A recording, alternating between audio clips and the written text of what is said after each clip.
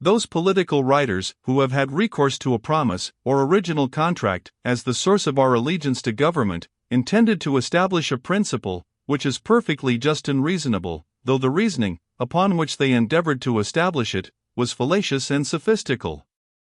They would prove that our submission to government admits of exceptions, and that an egregious tyranny in the rulers is sufficient to free the subjects from all ties of allegiance. Since men enter into society, say they, and submit themselves to government, by their free and voluntary consent, they must have in view certain advantages, which they propose to reap from it, and for which they are contented to resign their native liberty. There is, therefore, something mutual engaged on the part of the magistrate, viz., protection and security, and it is only by the hopes he affords of these advantages that he can ever persuade men to submit to him. But when instead of protection and security, they meet with tyranny and oppression, they are freed from their promises, as happens in all conditional contracts, and return to that state of liberty which preceded the institution of government. Men would never be so foolish as to enter into such engagements as should turn entirely to the advantage of others, without any view of bettering their own condition. Whoever proposes to draw any profit from our submission must engage himself, either expressly or tacitly, to make us reap some advantage from his authority, nor ought he to expect that without the performance of his part we will ever continue in obedience. I repeat it, this conclusion is just, though the principles be erroneous, and I flatter myself that I can establish the same conclusion on more reasonable principles.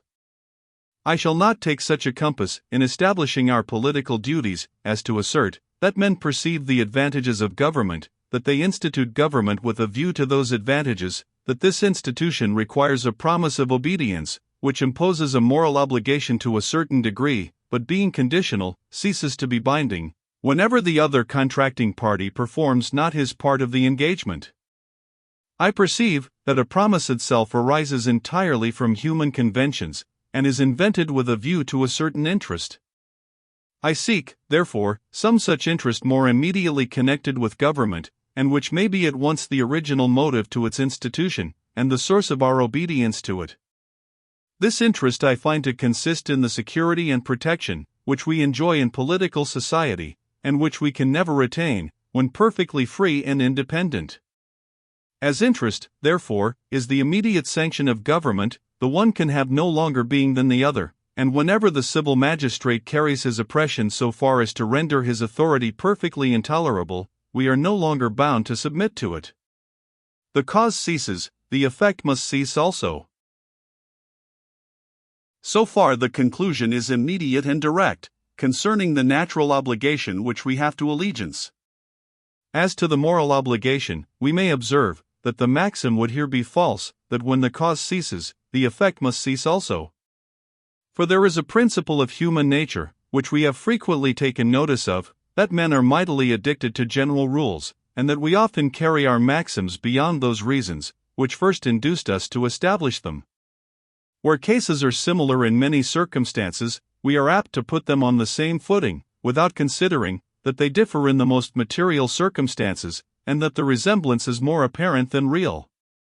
It may, therefore, be thought that in the case of allegiance our moral obligation of duty will not cease, even though the natural obligation of interest, which is its cause, has ceased, and that men may be bound by conscience to submit to a tyrannical government against their own and the public interest.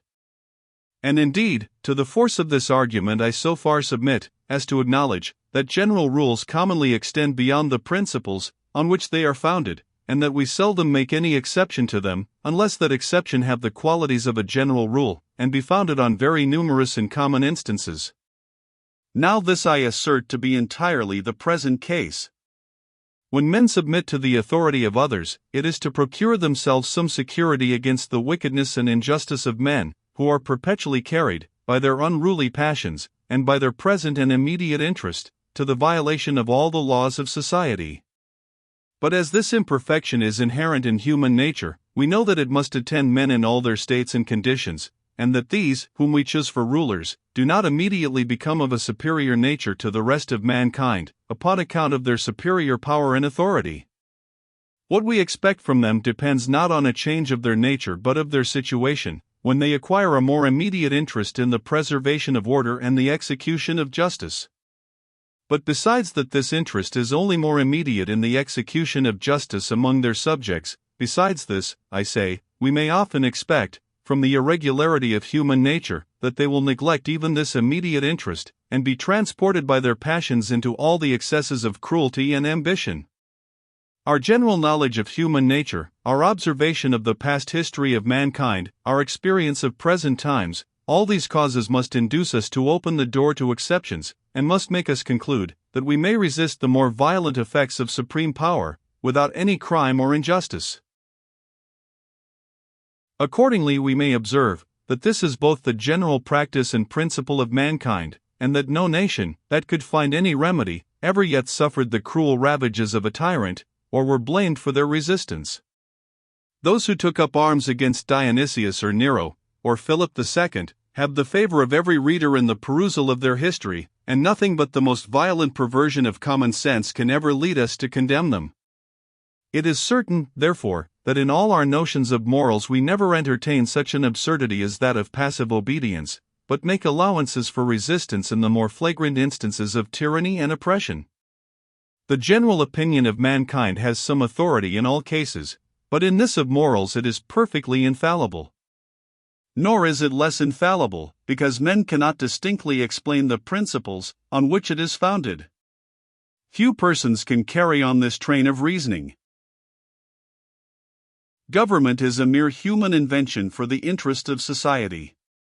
Where the tyranny of the governor removes this interest, it also removes the natural obligation to obedience. The moral obligation is founded on the natural, and therefore must cease where that ceases, especially where the subject is such as makes us foresee very many occasions wherein the natural obligation may cease, and causes us to form a kind of general rule for the regulation of our conduct in such occurrences.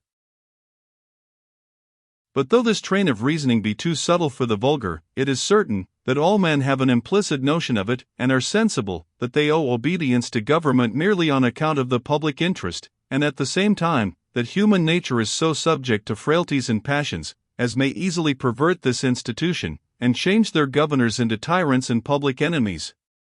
If the sense of common interest were not our original motive to obedience, I would fain ask, what other principle is there in human nature capable of subduing the natural ambition of men, and forcing them to such a submission? Imitation and custom are not sufficient. For the question still recurs, what motive first produces those instances of submission, which we imitate, and that train of actions, which produces the custom?